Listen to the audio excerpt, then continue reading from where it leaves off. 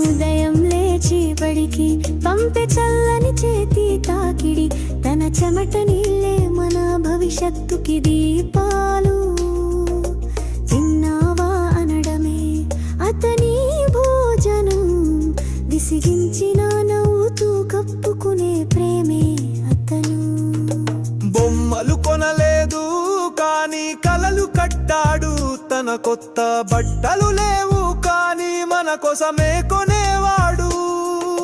చీర పట్టుకుని తడిన కళ్ళతో చూస్తాడు, నన్ను నిలబెట్టేందుకు ఎన్ని రాత్రులు నిద్రలే